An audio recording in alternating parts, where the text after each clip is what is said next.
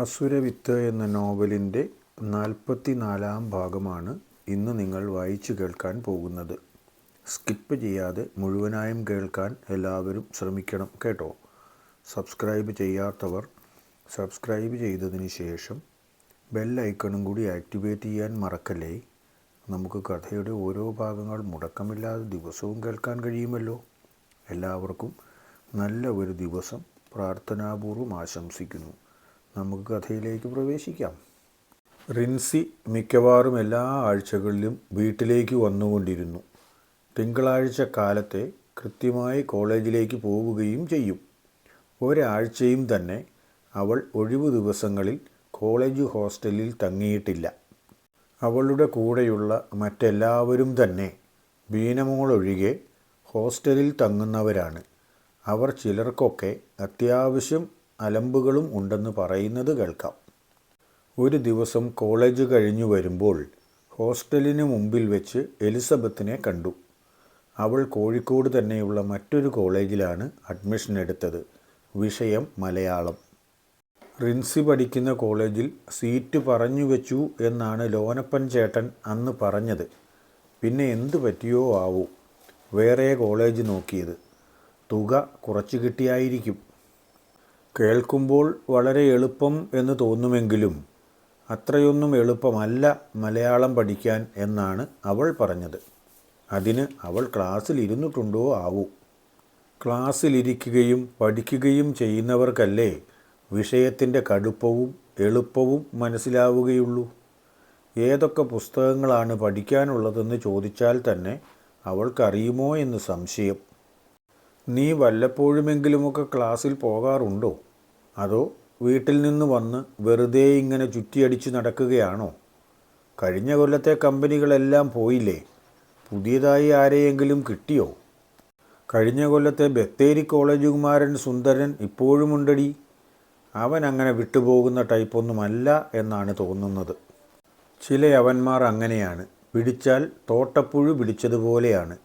ഒരറ്റം എങ്ങനെയെങ്കിലും വിടുവിക്കുമ്പോഴേക്കും മറ്റേ അറ്റം ഉറപ്പിച്ചു പിടിക്കും. അവന് അത്ര താല്പര്യമാണെങ്കിൽ അവനെ കൂടുതലങ്ങ് സ്നേഹിച്ചാൽ പോരെ. എപ്പോഴും ഇങ്ങനെ ചാടി നടന്നാലും ശരിയാവില്ല. പെട്ടെന്ന് ഒരിടത്ത് തന്നെ കൊണ്ട് കെട്ടണം എന്ന് ഞാൻ പറയുന്നില്ല.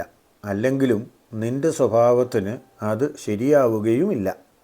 ഇപ്പോൾ കണ്ടിട്ട് കുറച്ച് ദിവസമായി. രണ്ടുപേരും രണ്ട് വിപരീത ദിശകളിലല്ലേ സഞ്ചരിക്കുന്നത്. പഠിക്കാനെന്ന് പറഞ്ഞു പോകുന്ന കാര്യമാണേ പറഞ്ഞത്. അവൻ വയനാട്ടിലേക്ക് പോകുമ്പോൾ ഞാൻ കോഴിക്കോടിനല്ലേ വരുന്നത്. അതുകൊണ്ട് തമ്മിൽ കാണൽ കുറവാണ്. തമ്മിൽ കാണാൻ പറ്റുന്ന ഒരു ലൈൻ കൂടി സംഘടിപ്പിക്കണം. അന്വേഷിപ്പിൻ കണ്ടെത്തും എന്ന് നീ കേട്ടിട്ടില്ലേ? നിനക്കതിനൊന്നും ഒരു ബുദ്ധിമുട്ടും വരില്ല. നീ ആള് മിടുക്കിയല്ലേ ആ കാര്യത്തിലൊക്കെ. അതുകൊണ്ട് പരിശ്രമം ചെയ്യുക, നേടിയെടുക്കുക. ഞാൻ എന്തായാലും ഇങ്ങനെയൊക്കെ അങ്ങ് പോവുകയേ ഉള്ളൂ. അല്ലാതെ നിൻ്റെ വഴിക്ക് വരാനൊന്നും പോകുന്നില്ല. ഇപ്പോഴെങ്ങനെയാ, ക്ലാസ്സിൽ കയറാറുണ്ടോ?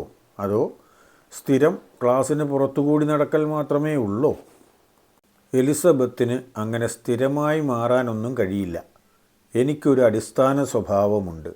ആ സ്വഭാവത്തിൽ നിന്ന് ഞാൻ അങ്ങനെ വ്യതിചലിക്കില്ല. മുഴുവൻ സമയവും ക്ലാസ്സിനകത്തിരിക്കാൻ വേണ്ടിയല്ല ഞാൻ കോളേജിൽ പോകുന്നത്. പുസ്തകപ്പുഴുവാകലല്ല എൻ്റെ ലക്ഷ്യം. കോളേജിൻ്റെ ആനന്ദവും സന്തോഷവും മുഴുവനും അനുഭവിക്കണം. കുറേ സമയമൊക്കെ പുറത്തുകൂടി നടക്കണം. ക്ലാസ്സിനകത്തും പോകണം, വേണ്ട എന്ന് പറയുന്നില്ല. ജിൻസ് ചേട്ടൻ എൻ്റെ കോളേജിലാണല്ലോ പഠിക്കുന്നത്. ചേട്ടനെ പുറത്തെങ്ങും കാണാറില്ലല്ലോ. നിന്നെപ്പോലെയൊന്നുമല്ല, ക്ലാസ്സിലിരിക്കാറുണ്ട് എന്നാണ് തോന്നുന്നത്. നിനക്ക് അങ്ങോട്ടൊരു ചായ്വുണ്ട് എന്ന് എനിക്ക് തോന്നി തുടങ്ങിയിട്ടുണ്ടേ. പിന്നെ നീ ഒരു നല്ല പെൺകൊച്ചായതുകൊണ്ടാണ് ഞാൻ അതിന് കയറി ഉടക്ക് വയ്ക്കാത്തത്. അവൻ മുഴുവൻ സമയം ക്ലാസ്സിലിരിക്കുകയാണോ പുറത്തു നടക്കുന്നുണ്ടോ എന്ന് നിനക്ക് എങ്ങനെ അറിയാനൊക്കും? നീ വരുന്നതേ ക്ലാസ്സിൽ കയറിയാൽ പിന്നെ പോകാൻ നേരത്തല്ലേ പുറത്തേക്ക് വരുന്നുള്ളൂ. അതും ഒരു കണക്കിന് ശരിയാണല്ലോ എന്ന് റിൻസിക്ക് തോന്നി. ഇത്രയും ദിവസമായിട്ടും ഈ കോളേജ് ക്യാമ്പസിൻ്റെ മറ്റൊരു പ്രദേശങ്ങളും താൻ കണ്ടിട്ടില്ല. ഒരു ദിവസം ബീനയുടെ കൂടെ ഈ കോളേജിൻ്റെ ബാക്കി മുഴുവൻ ഭാഗങ്ങളുമൊക്കെ ഒന്ന് കാണണം. ചുമ്മാ ഒന്ന് കണ്ടിരിക്കാമല്ലോ. കുറച്ചകലെ നിന്നും കഞ്ചാവ് വാസു അവരുടെ നേരെ വരുന്നുണ്ടായിരുന്നു. അവനെ കണ്ട എലിസബത്ത് കൈവീശി കാട്ടി. അവൻ തിരിച്ചും കൈവീശി. ഇവൾക്കെങ്ങനെ ഈ അലമ്പനെ അറിയാമെന്നാണ് റിൻസി വിചാരിച്ചത്. അലമ്പുകൾക്കല്ലേ പരസ്പരം മനസ്സിലാകാൻ എളുപ്പം. ഇവനാണ് വന്ന ദിവസം എന്നെ പേടിപ്പിക്കാൻ വന്നത്. നീ അവനുമായിട്ട് അധികം അടുപ്പമൊന്നും വേണ്ട. നീ വിചാരിക്കുന്നത് പോലെയല്ല. വാസു ഒരു പാവമാണ്. മാത്രവുമല്ല, അത്യാവശ്യം വല്ലപ്പോഴും എന്തെങ്കിലും മയക്കുമരുന്ന് കിട്ടണമെങ്കിൽ ഇവൻ്റെ അടുത്തു നിന്ന് മാത്രമേ കിട്ടുകയുള്ളൂ. ഞങ്ങൾ വല്ലപ്പോഴുമൊക്കെ വാങ്ങാറുമുണ്ട്, ഉപയോഗിക്കാറുമുണ്ട്. ഒക്കെ വല്ലപ്പോഴും മാത്രം. നിനക്ക് അത് പറ്റുന്നതല്ലല്ലോ. നിന്നോട് ഞാൻ പറയുന്നുമില്ല, നിന്നെ ഞാൻ നിർബന്ധിക്കുന്നുമില്ല. ഞാൻ ഇവിടെ വന്നത് തന്നെ വാസുവിനെ കാണാനാണ്. ഞാനങ്ങ് പോവുകയാണേ. എനിക്കവനെ തീരെ ഇഷ്ടമല്ല. അന്ന് ജിൻസ് ചേട്ടൻ ഇല്ലായിരുന്നെങ്കിൽ ഞാൻ ആകെ വിഷമിച്ചു പോയേനെ. കൃത്യസമയത്ത് ചേട്ടൻ വന്ന് എന്നെ രക്ഷപ്പെടുത്തുകയാണ് ചെയ്തത്. വീരസ്യമൊക്കെ അവൻ വീട്ടിൽ പറഞ്ഞായിരുന്നു. ഞാൻ അറിയുകയും ചെയ്തു. നീ ഇത്രയ്ക്കും പൊട്ടിക്കാളിയായി പോയല്ലോ എന്ന് ഞാൻ അന്നേരം വിചാരിക്കുകയും ചെയ്തതാണ്. അപ്പോഴേക്കും വാസു അടുത്തെത്തി. റിൻസി അവിടെ നിന്ന് പോവുകയും ചെയ്തു. എന്നെ കണ്ടതുകൊണ്ടായിരിക്കും ആ കൊച്ചു മിക്കവാറും പോയത്. അതിനെന്നെ പേടിയാന്നാ തോന്നുന്നേ. ആദ്യം വന്ന ദിവസം ഞാനൊന്ന് പേര് ചോദിക്കുകയും ചെയ്തു. അതവിടെ നിന്നൊരു തരം വിയർക്കലായിരുന്നു. ജിൻസ് വന്ന് അവളോട് പൊയ്ക്കോളാൻ പറഞ്ഞപ്പോൾ പിന്നെ എനിക്കൊന്നും പറയാൻ മേലാതെയായി. വാസുവും എലിസബത്തും കൂടി സംസാരിച്ചുകൊണ്ട് മുന്നോട്ട് നടക്കുന്നത് കണ്ടിട്ടാണ് റിൻസി ഹോസ്റ്റലിലേക്ക് നടന്നു നീങ്ങിയത്. അവരുടെ ക്ലാസ്സിൽ കുറ്റ്യാടിയിൽ നിന്ന് തന്നെയുള്ള വലിയ ഒരു പണച്ചാക്കിൻ്റെ മകനുണ്ടായിരുന്നു.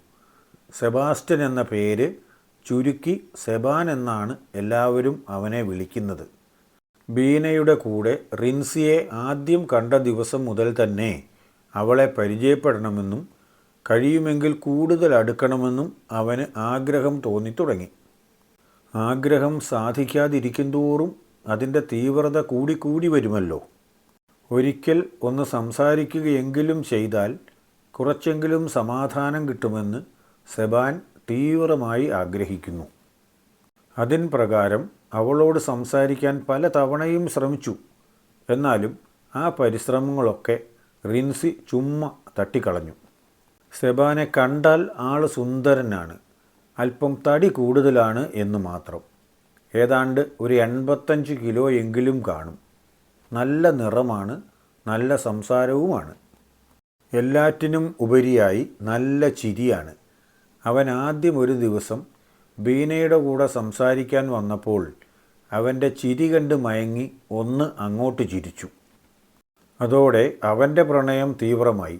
അവനോട് യാതൊരു തോന്നലുകളും റിൻസിക്ക് തോന്നിയില്ലെങ്കിലും അവൻ കുറേ കാലം അവളുടെ പുറകെ നടന്നു. എന്നിട്ട് അവസാനം എങ്ങനെയെങ്കിലും അവളോടൊന്ന് സംസാരിക്കാനുള്ള സാഹചര്യം ഉണ്ടാക്കി കൊടുക്കാൻ ബീനയോട് നിർബന്ധിക്കലായി. ബീനയാണെങ്കിൽ അവൻ്റെ കൂടെ 5ാം ക്ലാസ് മുതൽ ഒരുമിച്ച് പഠിക്കുന്നതായതുകൊണ്ട് അവൻ പറയുമ്പോൾ അനുസരിക്കാതിരിക്കാൻ കഴിയുകയുമില്ല. അവൻ്റെ കാര്യം പറയുമ്പോൾ റിൻസി ഒരുമാതിരി കാട്ടുപോത്തിൻ്റെ രീതിയിലാണ് ഇങ്ങോട്ട് പെരുമാറുന്നത്. ഒരു ദിവസം പറഞ്ഞപ്പോൾ അവൾ പറഞ്ഞു, ആ പിന്തത്തടിയൻ്റെ കാര്യത്തിനാണ് നീ പറയുന്നതെങ്കിൽ എനിക്ക് അവനോട് സംസാരിക്കാൻ താല്പര്യമില്ല. അവനോട് കൂടുതൽ ലോഹ്യത്തിനും താല്പര്യമില്ല. അവൻ വലിയ പണക്കാരനായിരിക്കാം. അത് അവൻ്റെ കയ്യിലിരിക്കും. അവൻ്റെ ഗമയും കൊണ്ട് എൻ്റെ അടുത്തേക്ക് വരണ്ട. ഇനി ഒരു ദിവസം സംസാരിച്ചാൽ മതിയെങ്കിൽ ഇപ്പോഴേ പറയാനുള്ളതൊക്കെ ഞാൻ അവനോട് പറഞ്ഞുകൊള്ളാം.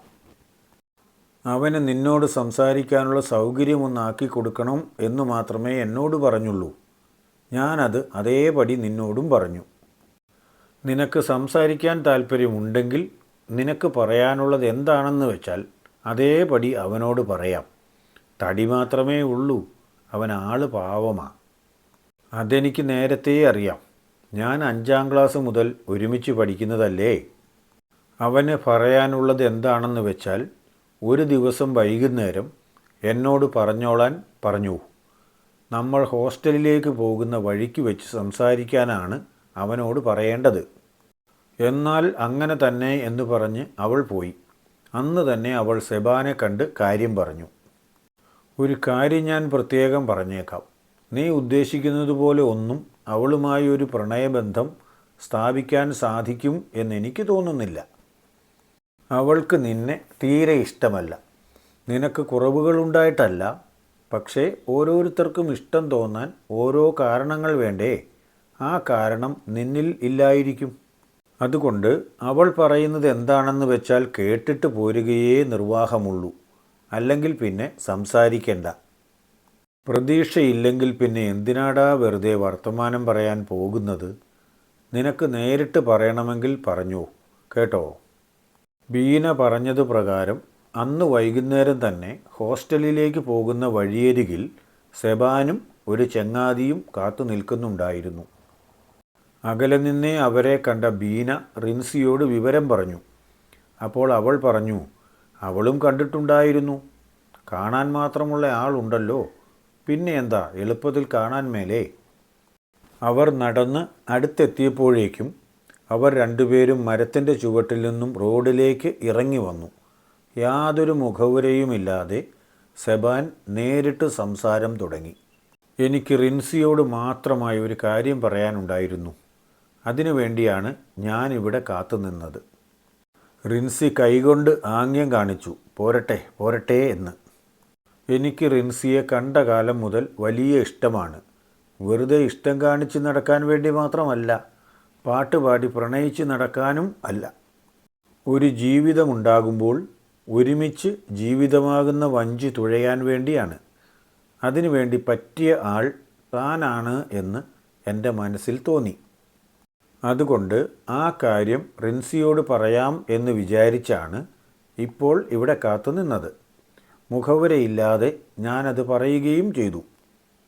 സെബാനെ ഒരു സഹപാഠി എന്ന നിലയ്ക്ക് എനിക്കിഷ്ടമാണ്. കൂടുതലായി ഒന്നും എന്നിൽ നിന്ന് പ്രതീക്ഷിക്കരുത്. എനിക്ക് നിന്നോട് പിണക്കമുണ്ടായിട്ടല്ല, അത് ഞാൻ പ്രത്യേകം പറയാം. എന്നാലും നീ പറഞ്ഞ വഞ്ചിയിൽ നിൻ്റെ കൂടെ തുഴയാൻ എനിക്ക് കഴിയില്ല.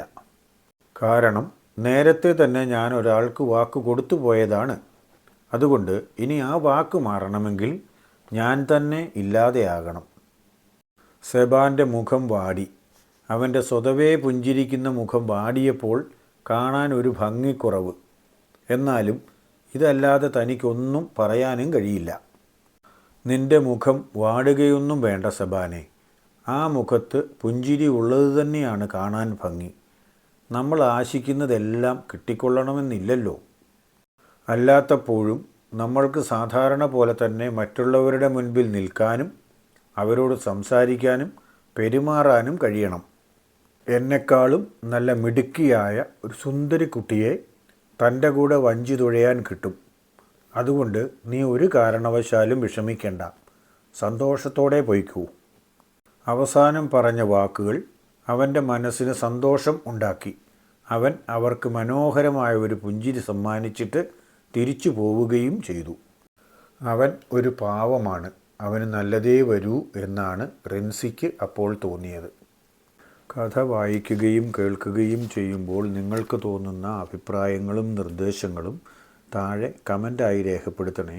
ഇഷ്ടമായാൽ ലൈക്ക് ചെയ്യാനും കൂട്ടുകാർക്കും ബന്ധുക്കൾക്കുമൊക്കെ ഷെയർ ചെയ്ത് കൊടുക്കാനും മറക്കല്ലേ. കഥയുടെ ഓരോരോ ഭാഗങ്ങൾ അവരും കൂടി കേൾക്കട്ടെ എന്ന്.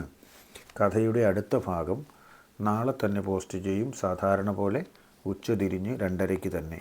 എല്ലാവർക്കും നല്ലത് വരട്ടെ. ഓക്കേ.